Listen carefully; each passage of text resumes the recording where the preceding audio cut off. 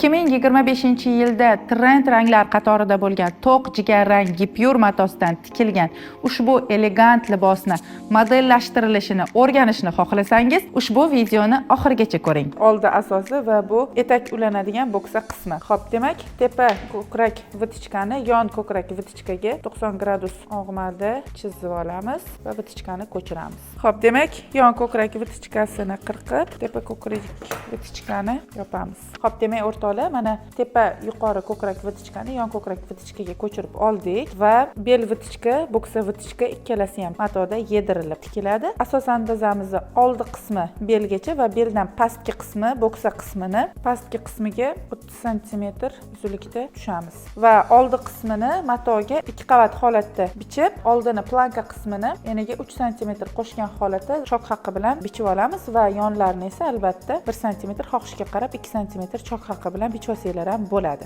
Demak, beldan bo'ksa chiziqqa 30 cm uzunlikda tushganimizdan keyin esa mana bu chiziqdan boshlab yubka aylanasini o'lchagan holatda matoni tekis holatda plesirovka qildiramiz va plesirovkani har bir skladkasini bitta yonga buklovda ulagan holatda yubka uzunligini 1,90-80 cm uzunlikda ham xohishga qarab bichib olishinglar mumkin. Yeng ham hamma o'zini asos andozasini yengini to'g'ri qo'ygan holatda, xohlasa fanarik, xohlasa 3/4 uzunlikdagi yeng bichib olishi ham mumkin. Demak, libosni orqa asos andoza va beldan pastki qism bo'ksa qismini andozalari xuddi shu holatda bichilinadi. Vitichkalar albatta bu yerda ham yedirib tikib olinadi, chok haqqi bilan bichilgan holatda. Orqani o'rta chokida esa albatta zamok haqqini qo'yishni unutmang. Ana endi oldi asos va orqa asos bizda mana tayyor holatga keldi.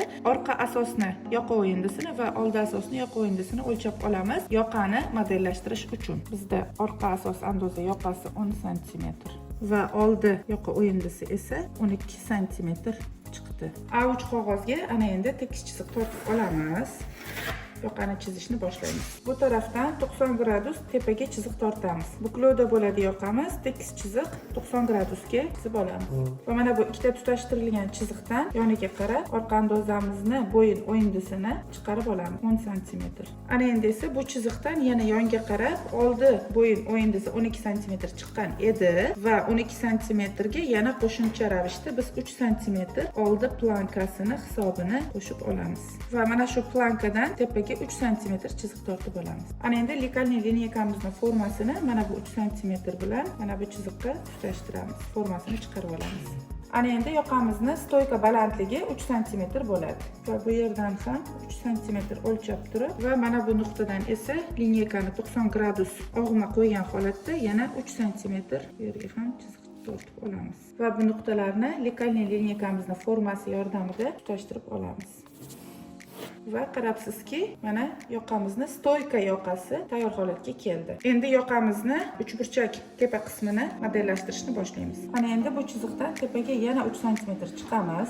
Stoyka yoqamizni oldi qismida petliya haqqi bo'ladi va buni oldi qismini ozgina avvalniroq qilib modellashtirib olamiz. Hamda mana shu nuqtadan ichkariga 3 cm kiramiz va mana shu nuqta bilan bu nuqtani birgalikda likalniy lineykani formasi yordamida tutashtirib olamiz va mana bu chiziq hosil bo'ladi.